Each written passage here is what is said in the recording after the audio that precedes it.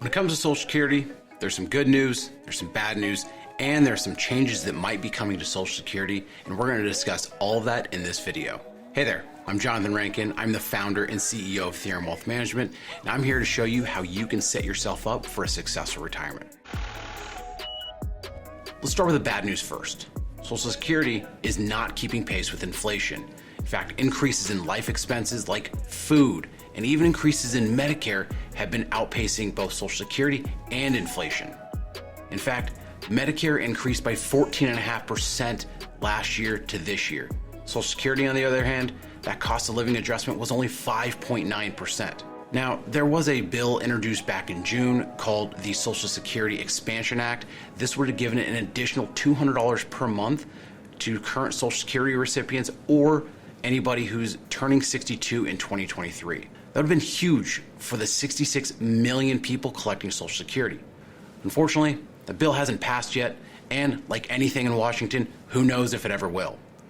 Now, there is a glimmer of good news coming to Social Security. The cost of living adjustment is expected to be announced in the next few days, and it's expected to be the largest increase in 40 years.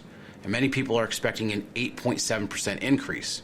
On paper, that sounds great. But like they say, not everything that glimmers is gold, and when you actually look at what's increasing in cost and who it's impacting, you have to ask yourself, is 8.7% even enough? Take a look at this chart from the Bureau of Labor Statistics. These are the people who track inflation.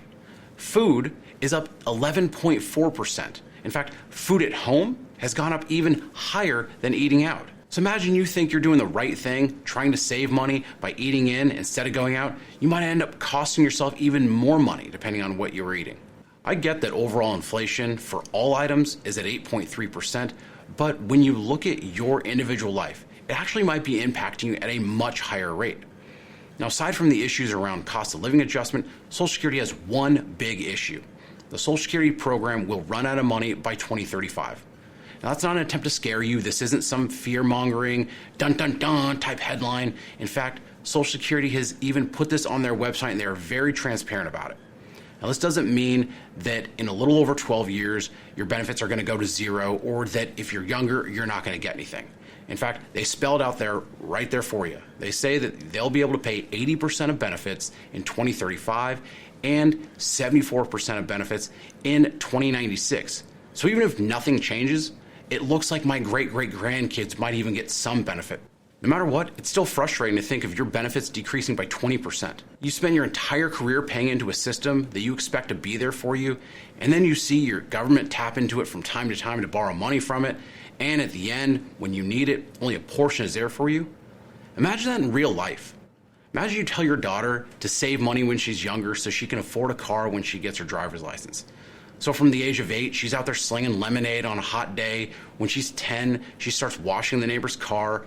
At 12, she's out mowing lawns. And at 14, you decide, you know what, I'm going to show her that old throwback movie Clueless. And from that day, she's hooked on that white Jeep Wrangler that Alicia Silverstone has been driving around that whole time.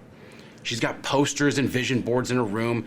And by the time she turns 16, she will have spent half of her life working and saving for that Jeep.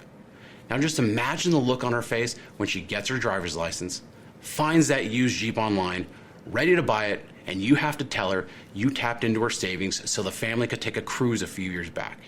And now she's got just enough money to buy a used minivan. That would be infuriating. So how does the government plan to fix this? Well, the good news is that both Republicans and Democrats do want to modify Social Security. Obviously, they want to do it a little bit differently.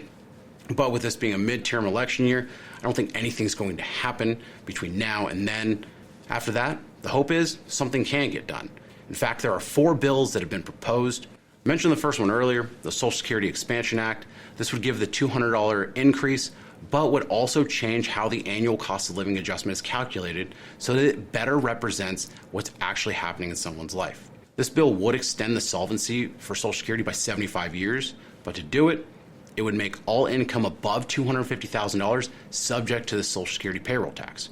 Right now, if you make $147,000 or $20 million, you're paying the same amount of Social Security tax.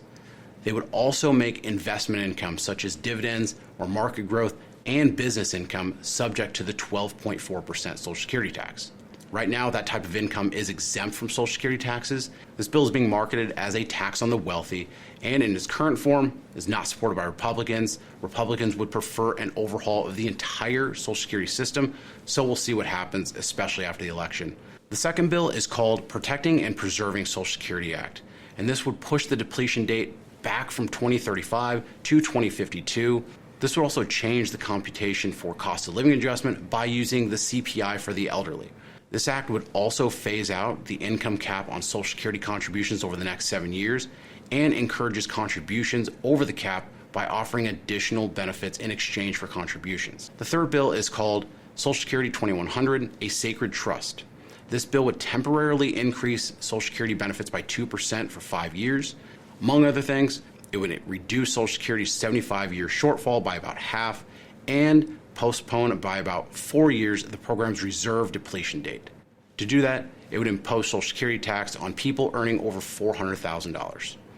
Now, the last bill is called the You Earned It, You Keep It Act. This bill would eliminate federal taxes on Social Security payments because right now, up to 85% of Social Security benefits may be taxable. This eliminates that tax. Now, to pay for that, earnings over $250,000 would be subject to Social Security tax, and this bill could add an additional 25 years of solvency. So it'll be interesting to see if any of these bills pass. I wouldn't expect anything until after the midterm election, and depending on the outcome of the election, who knows if anything's going to get done if we have a split government. I would expect this issue to keep going on for a while. It's a pretty polarizing topic that many politicians don't want to touch. Trying to fix Social Security is complicated, but so is trying to plan for your individual benefits. If you have questions on how to maximize your Social Security benefit, click the link below. Let's schedule some time to connect. We'd be happy to help you. If you found this video useful, please click the subscribe button. It helps us continue to put out content like this. Also, if you're thinking about retiring or you're currently retired, there are a lot of questions right now about how falling home prices can affect your retirement. Make sure you check out our latest episode of our retirement podcast called The Retire Once Show, where we discuss how a housing market crash impacts your retirement. Once again, I'm Johnathan Rankin. Thank you for watching.